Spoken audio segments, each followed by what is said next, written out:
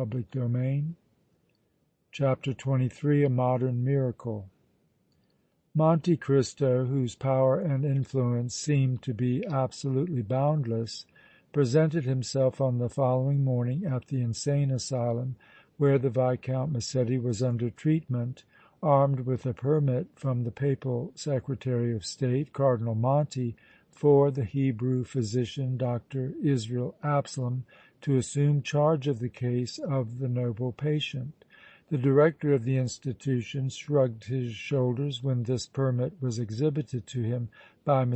Morrel, who had accompanied the Count for the purpose of introducing him to that official. "Messieurs," said he, in very good French, "I am bound to respect this paper, but I solemnly protest against trusting the patient to this Hebrew charlatan and wash my hands of all responsibility in the premises." "Monsieur the Director," replied Monte Cristo in a dignified tone, "notwithstanding the repeated assertion of your physician, who has been in charge of young Massetti ever since his arrival here, that his malady was entirely curable, he has made but little if any progress with the sufferer, who to day is still insane. Dr. Absalom, even though he be a charlatan as you maintain, but which, if you will pardon me, I must decline to admit, could not make a more conspicuous and complete failure."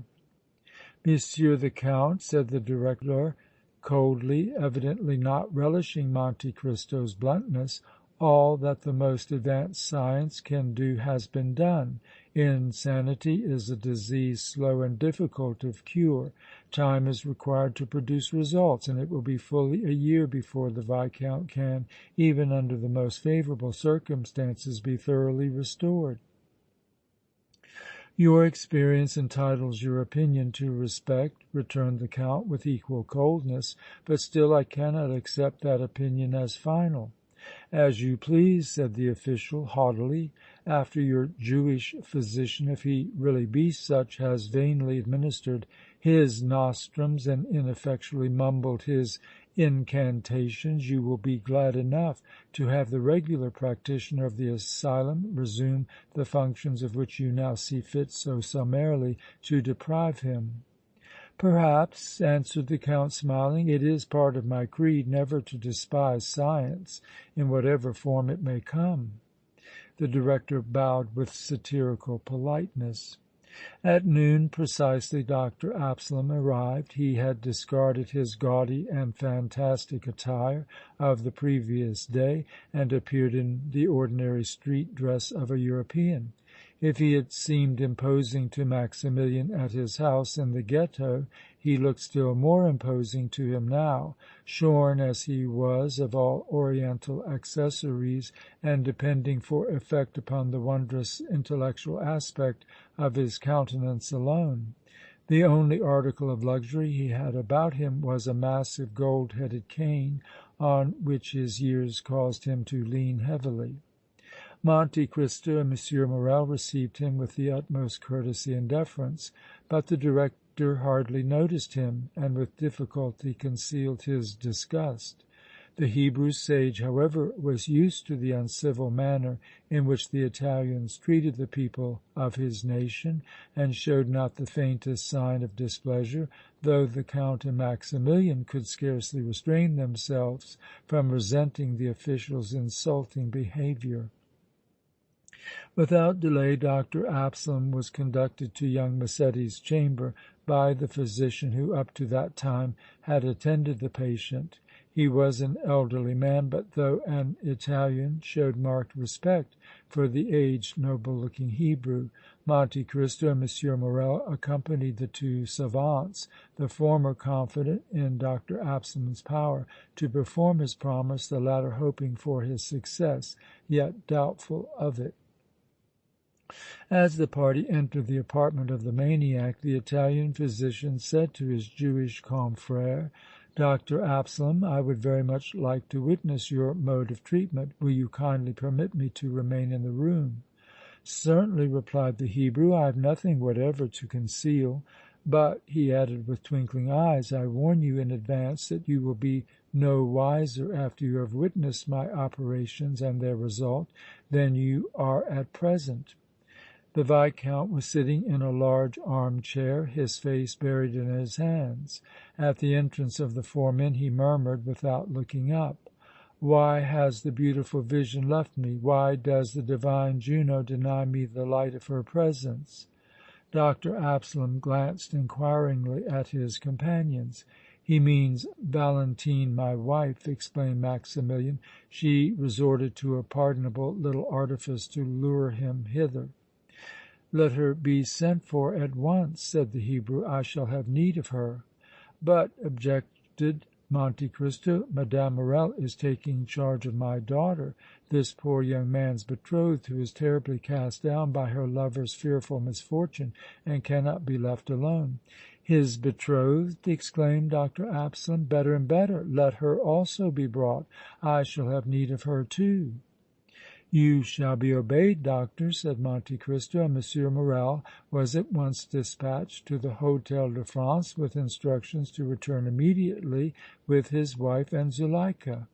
When they had arrived and their presence in an adjoining apartment was announced to Dr. Absalom by Maximilian, the Hebrew said: "Monsieur Morrel, kindly conduct your wife hither, and you, Monsieur the Count, go to your daughter and remain with her until I summon you. Tell the poor child to be of good cheer, that her lover shall be restored to her."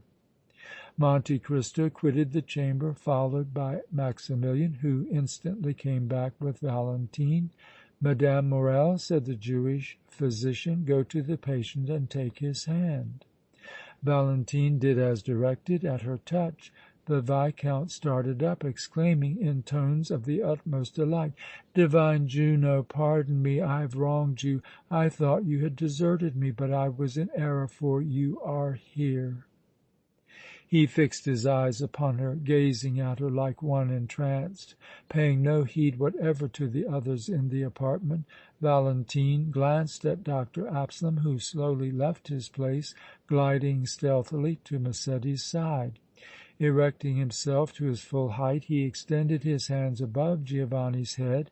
Almost instantly the demented man sank back into his chair as if pressed down by some colossal, some irresistible force. Then he closed his eyes, falling into a calm, peaceful slumber.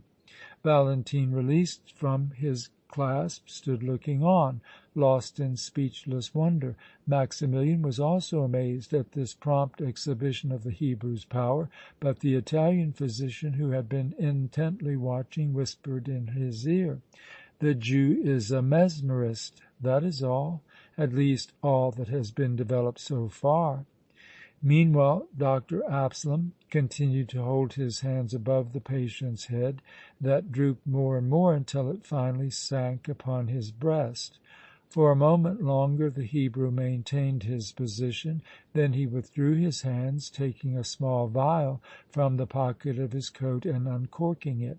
Immediately a powerful and subtle odor pervaded the apartment, causing Valentine, Maximilian and the Italian physician to breathe painfully, as if stifling. "What is it?" gasped M. Morrel, catching the Italian by the arm. "I do not know," answered the latter, "but look at Massetti. His face is violet, the preliminary hue of death.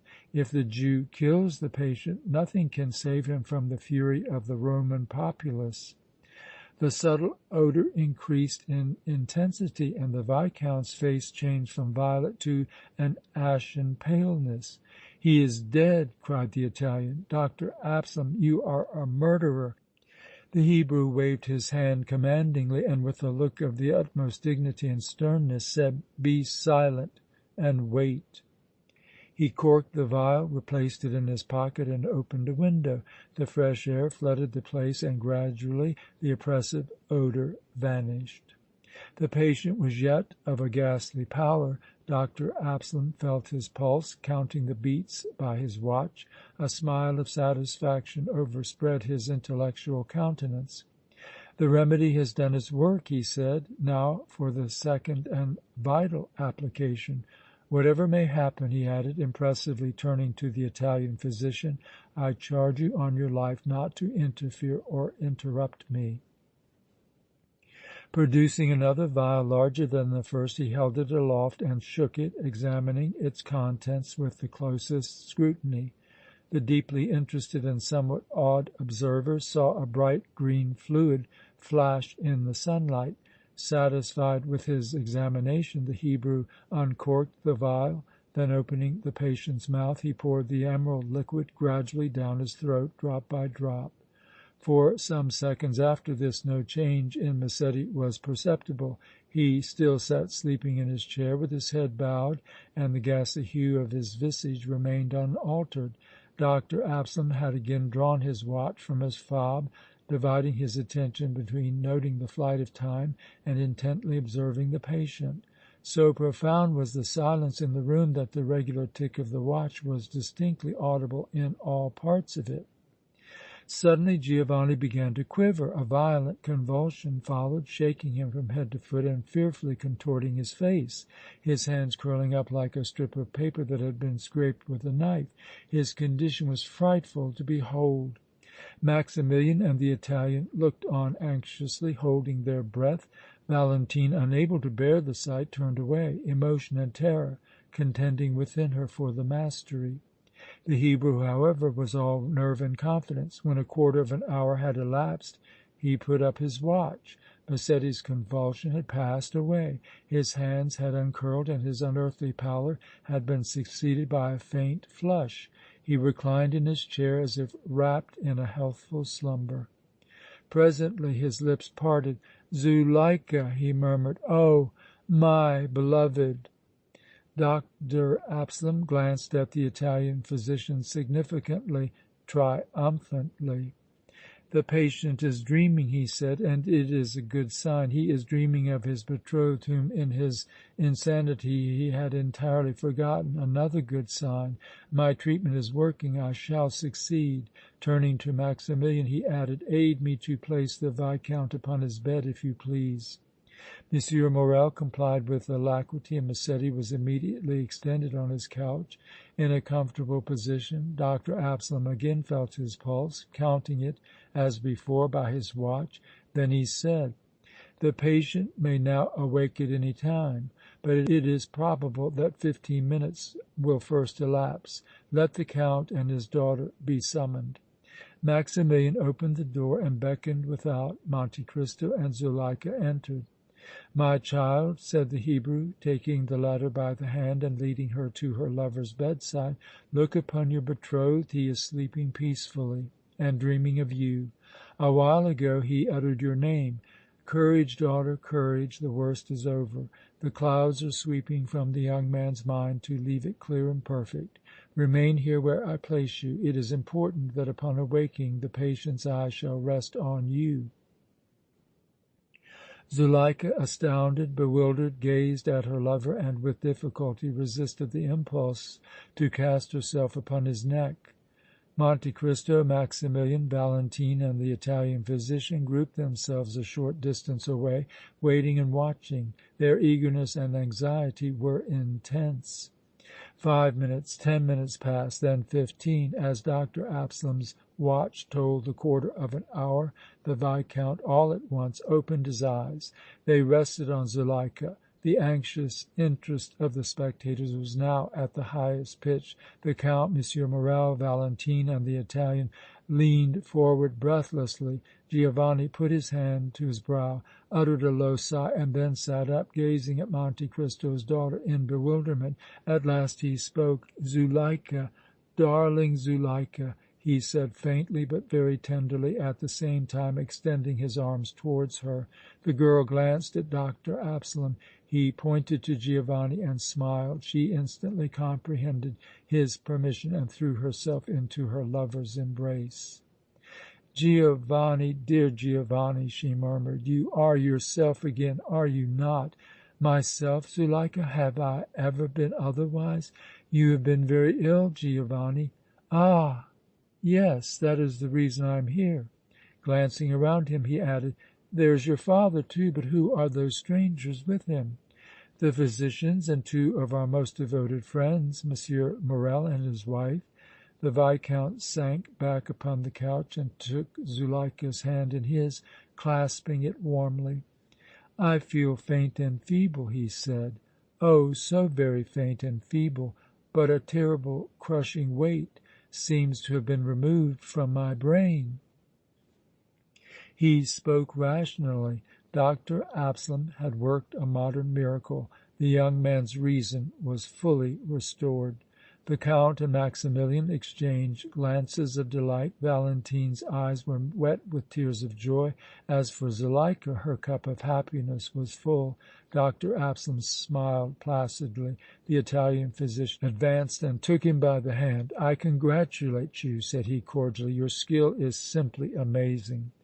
The Hebrew bowed profoundly. "Doctor," said he, "I have fulfilled my promise and my portion of the work is done. The rest remains for you to accomplish. You must resume charge of the patient and restore his strength." With these words the old savant resumed his hat, saluted all present, and, leaning heavily upon his gold-headed cane, passed slowly from the apartment. Monte Cristo followed him enthusiastically, expressing his gratitude. Taking from his pocket a huge roll of bank bills, he offered it to the Hebrew, but the latter firmly refused to accept. "I remember the Athenian mob, Monsieur the Count," said he, impressively. As they passed the director's office, that official came out. "Well," said he to Monte Cristo, "the Jew has failed, of course."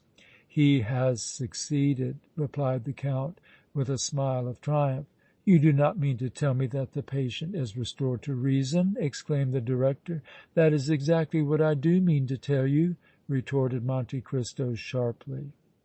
"Humph! There is some cunning trick about this!" cried the official, returning to his office and abruptly closing the door behind him. The Italian physician resumed charge of the Viscount Massetti, Zuleika and Valentine nursing him by turns. In 2 weeks the young man quitted the asylum as fully restored in body as he was in mind. CHAPTER 24